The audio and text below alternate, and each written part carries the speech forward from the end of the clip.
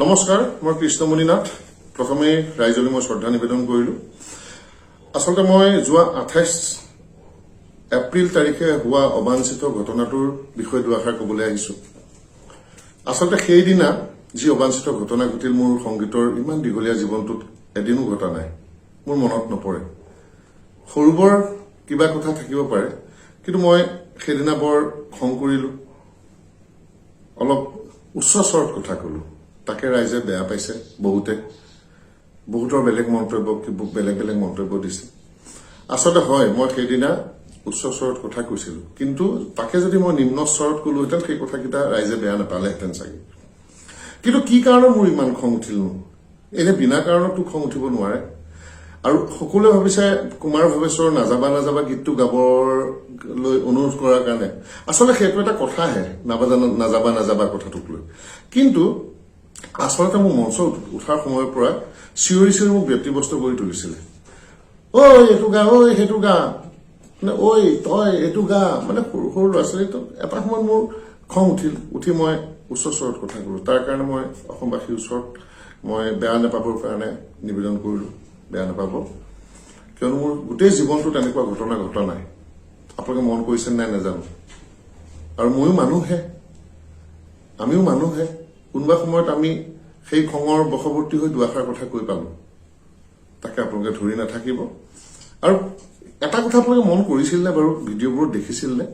মই কিন্তু কথাখিনি কওঁতে ৰাইজক কৈছিলো, ৰাইজ আপোনালোকক লৈ মোৰ এই খং নহয়, মোৰ এই খং দেখি আপোনালোকে বেয়া নাপাব দেই। আৰু আয়োজকসকলকো কৈছিলো যে আপোনালোকক লৈও মোৰ কোনো খং নাই, আপোনালোকে বেয়া নাপাব। তেওঁলোক দৌৰি গৈ মোৰ ওচৰলৈ গৈ ক'লে, কৃষ্ণদা আপুনিও বেয়া নাপাব। মই এইবিলাক কথাত বেয়া পোৱা নাই, মই ধৰিও নাথাকো। সময়ৰ কথা সময়তে এৰি দিলো। তাৰপিছত বৰ সুন্দৰভাৱে অনুষ্ঠান আগবাঢ়ি গল, আৰু অনুষ্ঠান খুব ভাল হৈছে বুলিও ৰাইজে মন্তব্য কৰিছে। মোৰ হাতত কিছুমান ভিডিঅ'ও আছে। শেষলৈকে আয়োজক সমিতিয়ে বা তলত থকা আমাৰ দৰ্শকে খুব সুন্দৰকে নাচ বাগ কৰি ফূৰ্তি ফাৰ্তা কৰি অনুষ্ঠান শেষ হল। শেষ হোৱাৰ পাছত মই ভাইটি প্ৰণৱ বৰুৱা, আপোনালোকে নিশ্চয় চিনি পায়, তেওঁ ভ্ৰাম্যমান থিয়েটাৰৰ নাটক চাটক লিখে। কিন্তু তাৰ প্ৰাৰম্ভিক সময়ত মই মোৰ মইনামাতৰ পৰা আদি কৰি বিভিন্নখন ভিডিঅ' ছবিত তেওঁক মই চিত্ৰনাট্য সংলাপ লিখাৰ কাৰণে মই সুবিধা কৰি দিছিলো যে আমাৰ ল'ৰা এজন অসমলৈ আগবাঢ়ি যাওক।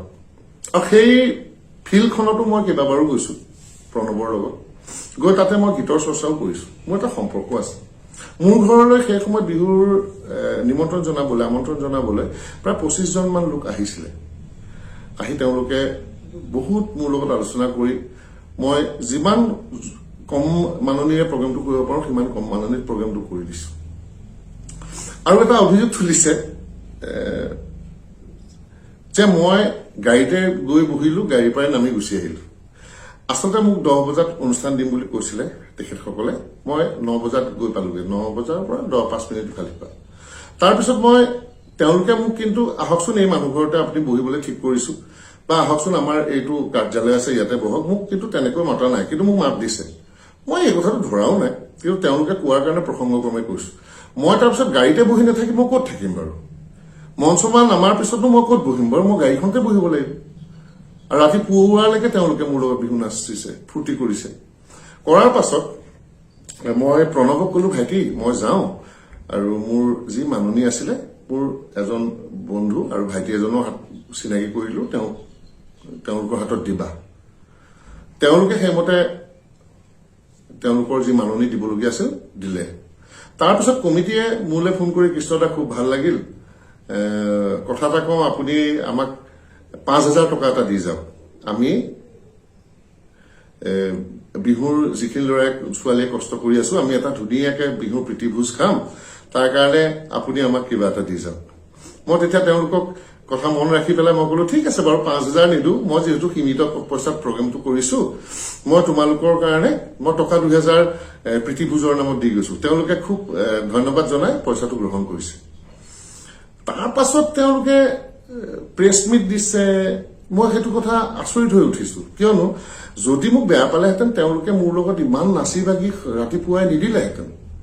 ইমান ফূৰ্তি কৰাৰ পাছত কাৰ প্ৰৰোচনাত পৰি তেওঁলোকে এনেকুৱা কৰিছে মই একেবাৰে নাজানো আৰু যিসকলে প্ৰচাৰ কৰিছে তেওঁলোকে আংশিক ভিডিঅ'টোহে দেখাইছে এজন মানুহ তেওঁ যেনিবা গায়কে হওক বা কিয়ে হওক তেওঁ এটা পৰ্যায়লৈকেহে ধৈৰ্য ধৰিব পাৰিব কিবা এটা চাগে মোৰ অন্তৰত দুখ লাগিছিলে কষ্ট পাইছিলো চাগে নহলে মই যোৱা 30-40 বছৰীয়া মোৰ যিটো শিল্পী জীৱন গানৰ জীৱন এই জীৱনত আপোনালোকক বাৰু কেতিয়াবা অভব্য ব্যৱহাৰ কৰাৰ মনত পৰে নে আপোনালোকৰ আৰু তেওঁলোকে হলেও মোক সেই সময়ত বেয়া নাপাব বুলি মুখে ক'লে ময়ো ক'লো বেয়া নাই পোৱা ৰাইজকো মই ক'লো যে ৰাইজ আপোনালোকে বেয়া নাপাব আপোনালোকক লৈ মোৰ কোনো কথা নাই তাৰ পাছত তেওঁলোকে হঠাৎ এনেকুৱা কৰি পেলালে প্ৰীতিভোজ খাবলৈও মোৰ পৰা পইচা লৈছে তোমালোকে যিজন মানুহক ইমান বেয়া পাইছা তোমালোকে ইমানেই বেয়া পাইছা তাৰপিছতো সেই মানুহজনৰ লগত ইমান ভাল ব্যৱহাৰ কৰি প্ৰীতিভোজৰ কাৰণেও হেৰি লৈছা তাৰপিছত এইটো কেনেকুৱা কথা আৰু যি নহওক মই এইবিলাক কথাও ধৰি ৰখা নাই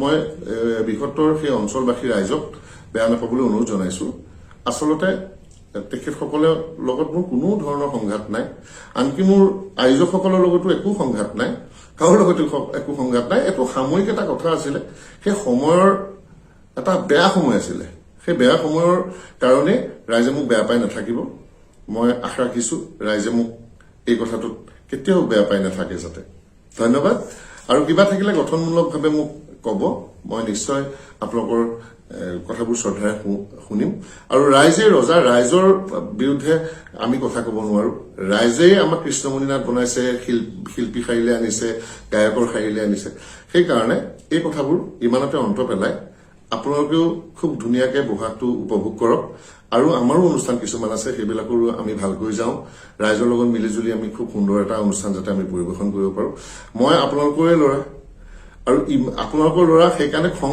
আপোনালোকৰ বেছি উঠিছে যে তুমি কিয় এনেকুৱা এটা কৰিলা সেইটো আপোনালোকৰ ৰাইট আছে শুদ্ধ কিন্তু আপোনালোকে আমাক একো মৰম কৰাৰো এটা আপোনালোকৰ আছে অভিমান সকলোৰে প্ৰতি থাকে খুব সকলোৰে প্ৰতি থাকে আপোনালোকে এইবিলাক ধৰি নাথাকিব মই আয়োজকসকলকো বেয়া পোৱা নাই আৰু শ্ৰোতা দৰ্শকো কাকো বেয়া পোৱা নাই এই বিষয়টো বিতৰ্কিত আৰু কৰি নাথাকিলে সন্তুষ্ট হ'ম কিয়নো জীৱনত বহু সময় অসমৰ সংগীতৰ লগতেই পাৰ কৰিলো অসমৰ সংগীত অসমৰ কলা কৃষ্টিকেই মই সদায় প্ৰাধান্য দি আহিলো জীৱনটোত তাৰ পাছত জীৱনত এদিন বেয়া সময় এটা অসমৰ ৰাইজে জানো মোক পাহৰাই দিব নোৱাৰে যে পাহৰি যাব নোৱাৰে ভৱিষ্যতলৈ মোক আপোনালোকে সাহস দিয়ক মই যাতে খুব সুন্দৰভাৱে অনুষ্ঠান পৰিৱেশন কৰিব পাৰো আপোনালোকে যি বিচাৰিছে মই বুজি পাইছো সেইমতে মই আগবাঢ়িবলৈ যত্ন কৰিম আৰু জীৱনত আগতেতো হোৱাও নাই ভৱিষ্যতে নহয় বুলিও মই বিশ্বাস কৰো কিন্তু সেইদিনা আচলতে পৰিৱেশটো চাগে এনেকুৱা গঢ় লৈ উঠিছিলে মোৰ নিজকে নিজেই মই খঙাল কৰি পেলালো ধন্যবাদ বেয়া পাই নাথাকিব ঘৰত আনন্দ আৰু সম্পৰ্কৰ চমক বজাই ৰাখিবলৈ জৰুৰী হৈছে সকলো আনন্দময় মুহূৰ্তত মৰমৰ উপহাৰ দিয়াটো সেইবাবে মধুশ্ৰী জুৱেলাৰ্ছে আনিছে সকলো ৰঙীন ক্ষণৰ বাবে বিশেষ গহনা হীৰাৰে হওক সোণৰে হওক বা ৰূপৰে হওক শ্ৰেষ্ঠ ডিজাইনছ আৰু হলমাৰ্কযুক্ত গহনাই ৰাখে সম্পৰ্কক নিখুঁত তেনেহ'লে আজিয়ে আনক আনন্দ মধুশ্ৰী জুৱেলাৰ্ছৰ সৈতে যোগাযোগ কৰক 7002800341 নাইবা ভিজিট কৰক LNB ৰোড নলবাৰী অসম